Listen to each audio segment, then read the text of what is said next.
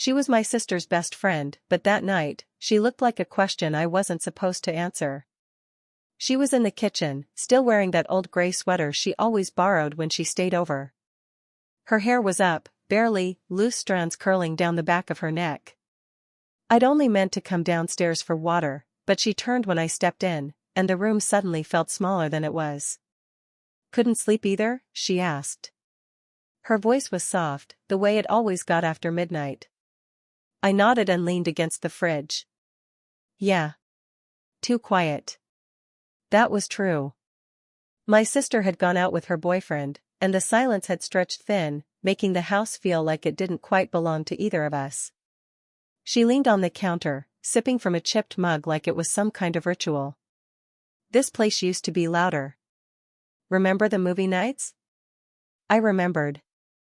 I remembered being 12, stuck on the floor while she and my sister claimed the couch. I remembered how she laughed back then, louder, freer. Now, it was more of a breath than a sound.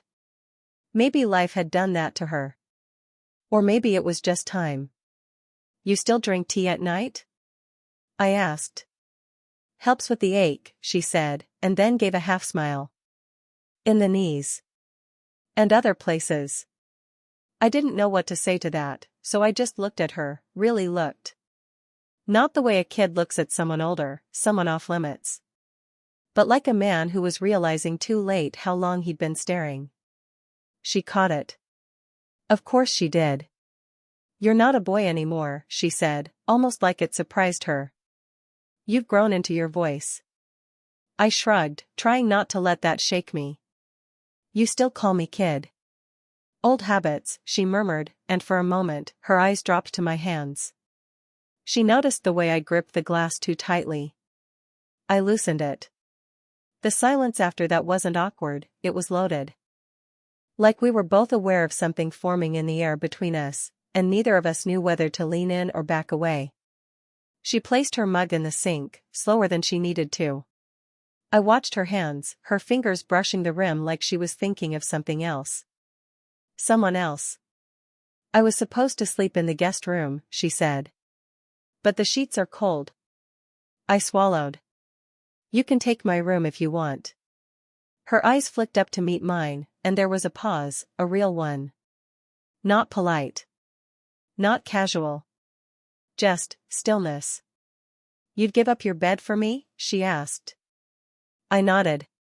"For you, yeah." That was when she stepped closer, not all the way, just a step. Enough to notice the tired lines near her eyes, and the faint scent of lavender from her tea. Enough to feel the heat rise in my chest, like something I shouldn't admit out loud. Then she asked, "Why do you look at me like that?"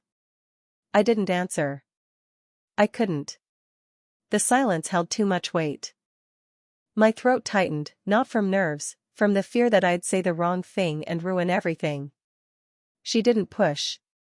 She just looked at me for another long second, and then turned toward the stairs. Halfway up, she paused and said, without looking back, "You know, your sister doesn't see you the way I do." And then, my phone buzzed. A message. From her. Just one line, "If I ask you something tonight, will you lie to me?" I didn't open the message right away.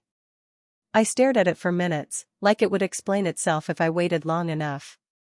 "If I ask you something tonight, will you lie to me?" She didn't follow up.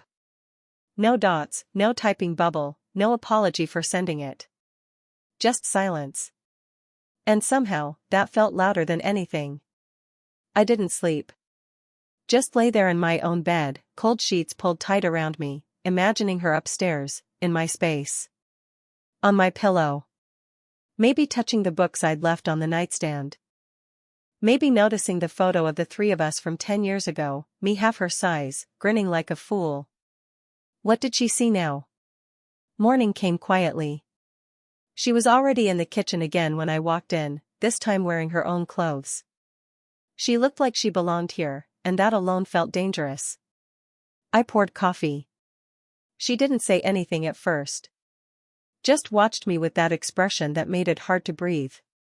"You didn't answer my text," she said eventually. I looked down at the cup in my hand. Didn't know how. I figured, she said, but it wasn't unkind. Just tired. I finally met her eyes. Why did you send it? She took a long sip of her coffee. Then, quietly, because it's easier than asking in person. The silence stretched again. I didn't push. Instead, I asked something I hadn't planned to. Do you ever miss him? Her eyes widened slightly, caught off guard.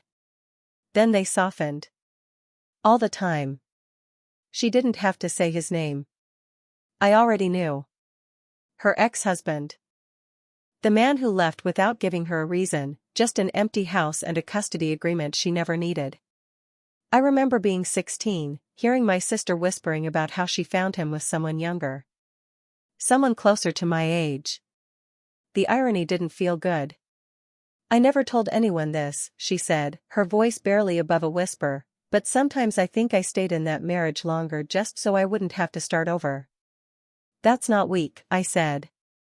She gave a soft laugh. You don't get to say that. You're, what, 24? 23, I corrected, then regretted it. She raised an eyebrow. Exactly. I almost smiled. I still know what it feels like to want something and not be able to say it. She turned fully to me now, hands wrapped around her mug. What is it you want? The question wasn't flirtatious. It was serious, too serious. Like she was asking me to risk something. I swallowed. I think you already know. She stared at me for a long time and then, she reached out. Not dramatically. Not romantic. Just, placed her hand on mine, her fingers warm against my wrist. A single, grounding touch. Neither of us moved. And then she said, quietly, this is a mistake, isn't it? I didn't answer. Not because I didn't have one, but because I wasn't sure which part she meant. Her fingers were still resting on my wrist when we heard the key turn in the front door. She pulled away fast, like I'd burned her, and stepped back just as my sister walked in, carrying a bag of groceries and humming some pop song under her breath. I stood there, breath caught in my throat. Oh, my sister said, raising an eyebrow. You're both up early. Couldn't sleep, I muttered. The woman next to me, my sister's best friend, nodded quickly. I was just heading out. But she didn't move. Not really. She lingered like her body hadn't caught up to her voice. My sister looked between us. Just for a moment. I saw the flicker in her eyes, like something didn't sit right. Right, she said slowly, then walked to the kitchen. Hey, I need to tell you both something anyway. Crazy timing. I felt her eyes on us even as she pretended to unpack cereal and milk. She's moving back, my sister said, tossing the words out like they meant nothing. Amy. My best friend from college. You remember her, right? The woman beside me froze. I saw it in her shoulders. Of course she remembered Amy. She'd always hated her. The one who flirted with her husband before the divorce. The one who once said she looked a little old for her age. That's nice, she said flatly. My sister didn't notice the tension. Or maybe she did, but ignored it. She might crash here for a while. You okay with that? She asked me. I nodded slowly, eyes still on the woman across the room. She was backing away again, emotionally this time, you could feel it. Pulling whatever door had started to open right back shut. I should go, she said again. This time she meant it. But as she passed me near the hallway, her arm brushed mine, too soft to be an accident, too slow to be casual. I followed. Quietly. Out the front door, onto the porch. You don't have to run, I said. I'm not running. You are, I said, voice lower now. You just don't want to admit what this is. She looked at me then, finally. Really looked. It's nothing, she said, but the words cracked mid-sentence. Then why do you keep looking at me like that? I asked. She exhaled, like she'd been holding her breath since last night. Because you make me feel like someone I forgot I was, she said. And I don't know if I hate that, or need it. That was when I almost kissed her. I didn't. But I stepped forward, and she didn't step back. She didn't move at all. And for one suspended second, everything, the porch, the morning air, my sister unpacking groceries inside, vanished. Then she whispered, "Don't." But her hand was already in mine. She didn't show up for 2 days. No messages. No accidental coffee runs. No half-hearted excuses to see my sister. Just, gone. I told myself I was fine. I wasn't. Every sound made me check the door. Every phone buzz made my heart trip. Every night, I scrolled to her name, thumb hovering, not typing. Not calling. Because if I did, then I'd have to admit something. That I missed her. That I was scared of what I felt. That she had gotten under my skin in a way no one else ever had. And I didn't know if she felt it too, or if she was already pulling away for good. On the third night, I found her outside. She was parked across the street in her car, engine off, lights out, like she didn't want to be seen. I walked out before I could talk myself out of it. She saw me and didn't pretend to be surprised. Like maybe she knew I'd come. I opened the passenger door and got in. Didn't ask. Didn't speak. Neither did she. For a minute, we just sat there, breathing the same quiet. Then she said, "I don't know what I'm doing." Me neither. I shouldn't be here. You are. She turned to look at me. Her face was raw, no makeup, no armor. Just her. And that made it worse. Made it real. "I keep thinking about your sister," she whispered. "What she'd say if she knew. What you'd say in 5 years, if you look back and regret." "I won't." "You don't know that." "I know how I feel now," I said. "And I've never been this sure about anything." That cracked something. I saw it in her, the fight between staying safe and wanting more. "God, you're so young," she said, but her voice wasn't mocking. It was, scared. "Then tell me to leave." She didn't.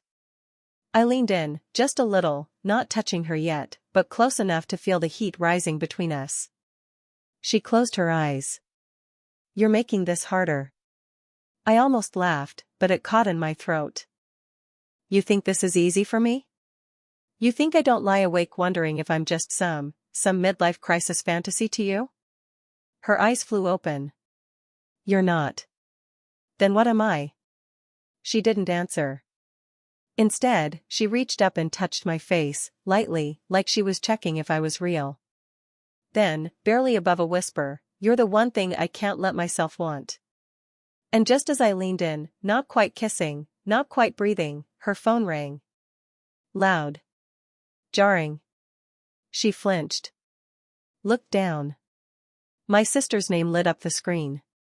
And we froze, everything hanging between us, her hand still on my cheek, my breath inches from hers, as the phone kept ringing. She let it ring. Didn't move. Didn't answer.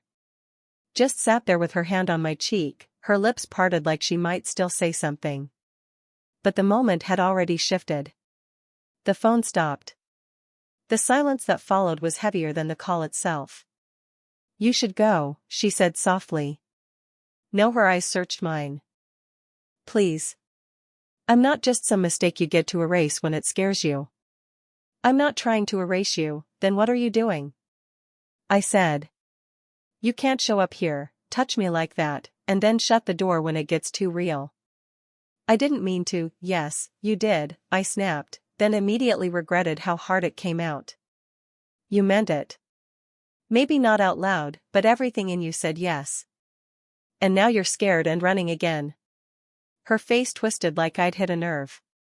She turned toward the window, away from me. "I can't lose your sister," she said finally. "I've already lost too much. If she finds out." She didn't finish. She didn't have to. And that's when it happened. That's when I said something I hadn't even admitted to myself. I already told her. She looked at me, stunned. What? I nodded, slowly. Not everything. Just that I think about you. That something's happening and I can't stop it. Her voice dropped to a whisper. When? Yesterday. And she said? I hesitated. She told me I was out of my mind. That you'd never see me that way. That I was chasing something I didn't understand. She blinked, once. Twice. She knew, I added. She's always known. She just didn't want to believe it. Her face crumpled, barely, like the weight of something finally fell on her chest. I never wanted to hurt anyone, she said. Then why are you hurting me? Her breath caught. But before she could answer, her phone lit up again. This time, not a call. A message. I saw the name flash across the screen for just a second. David, ex-husband. Her eyes locked onto it. Why is he texting you? I asked. She didn't speak. Just stared at the screen like it held a ghost. Tell me. He's in town, she said finally. He wants to meet. For coffee. My stomach dropped. You're thinking about going. She didn't deny it. Instead, she whispered, I need closure. Closure? I said, my voice rising. After everything he did? You still want to meet him? It's not about him, she said, more to herself than to me. It's about who I was with him. Who I stopped being. I pulled back, like her words stung. And maybe they did. I'm not your project, I said. I'm not your second chance. Her eyes were glassy now. I never said you were. No. But you're acting like I'm something temporary. And I'm not. I opened the car door. She didn't stop me. And just before I stepped out, I turned back and said, if you go back to him, don't come back to me. It was raining when I saw her again. I was sitting in my car across from the cafe, the one she said she might meet him at. I told myself I wasn't going to follow her. But I did. I hadn't seen her in 2 days. No texts. No excuses. Just that lingering question, was I a detour, or something she wanted to believe in? She walked in 15 minutes late. He was already there. Her ex. David. Still polished, still hollow. The kind of man who could say I love you with his teeth clenched. I couldn't hear them. Just watched through the window as she sat across from him, arms crossed, face unreadable. She wasn't smiling. She wasn't leaning in. She didn't even look comfortable. I almost left. I almost let it be the end. But then she stood up, mid-conversation, grabbed her coat, and walked out. Fast. She didn't see me parked there until she was halfway across the street. And when she did, she stopped. No umbrella. Rain in her hair. Her arms at her sides like she didn't know what to do with them. I got out of the car without thinking. She didn't move. Didn't speak.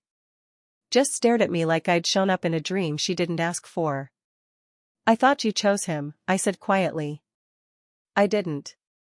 Then what was that? I needed to see who I was when I sat across from him, she said. And the truth is, I felt nothing. I swallowed. So what now? She looked at me like it hurt to answer. Like part of her still didn't believe I was real. I'm scared, she said. This isn't safe. You're too young, you're her brother, you still have years ahead of you. And I've already chosen you, I said, cutting her off. Every day you weren't around, I still chose you. Even when it hurt. Even when I thought I was wrong. Her lip trembled. She turned her face slightly like she didn't want me to see it break. I don't want to ruin your life, she said. Then don't leave it. For a second, neither of us moved. The rain came down harder, and cars passed in blurred streaks of red and white. Then she stepped forward. Just once. And whispered, if we do this, there's no hiding. No pretending. I don't want to pretend. She reached out, hand against my chest, fingers curling into the fabric like she needed something to hold on to. I covered her hand with mine. And then she whispered, I'm still terrified. So am I said. But I'm still here. And in that second, something shifted between us, not just want, not just longing, something steady. Something that felt like choosing each other, even without knowing where it would go. It didn't get easier overnight. People talk about love like it's a lightning bolt, sudden, undeniable, electric. But the truth? It's a quiet decision you make every day, even when it feels like the world's trying to undo it. She didn't move in. We didn't start posting photos. We didn't tell everyone. Not yet. But she came back the next morning, no makeup, holding coffee for two, and sat next to me on the porch like she'd never left. Like she belonged there. And maybe she did. My sister found out a week later. It wasn't dramatic. Just a look she gave us when we sat too close on the couch, when I knew too much about how she liked her tea. The silence after was heavier than any yelling could have been. You? She asked her, voice cold. Him? We didn't explain. There wasn't a neat way to. But she wasn't angry, not really. She was hurt. Confused. Protective in a way that made sense when I thought about how long they'd been in each other's lives. She's not just your friend, I said quietly. She's the first person who ever saw me, not the kid, not the little brother. Me. My sister didn't speak right away. Then she whispered, just don't let her break your heart. I glanced at the woman next to me. She already broke it. Then she stayed anyway. That was enough. Not forgiveness, but the beginning of it. A month passed. Then two. We didn't rush. We argued sometimes, usually over nothing. Sometimes over everything. She'd push me away when she got overwhelmed. I'd take it personally and pull too hard to bring her back. But we kept showing up. And every time I held her, I could feel it, not the thrill of what wasn't allowed, but the weight of something real. Something earned. One night, I asked her, what was the thing that changed it for you? She looked at me, eyes soft. When you told me I couldn't come back if I went to him, she said. That was the first time someone asked me to choose them without begging. I didn't respond. Just rested my head against hers and let that sit between us. Love isn't loud. It's not always poetic. Sometimes, it's just two people sitting quietly in a room they used to avoid, no longer pretending they don't want to be seen. So, did we end up together? We're still figuring it out. But I can tell you this, she reaches for my hand now without hesitation. She laughs again, not like she used to, but like someone who forgot it was allowed. And I'm not waiting by the door anymore. She's already here. Did you enjoy the story? What kind of stories would you like to hear next? Romantic? Bittersweet? Something real, something raw? Let me know, I'm listening.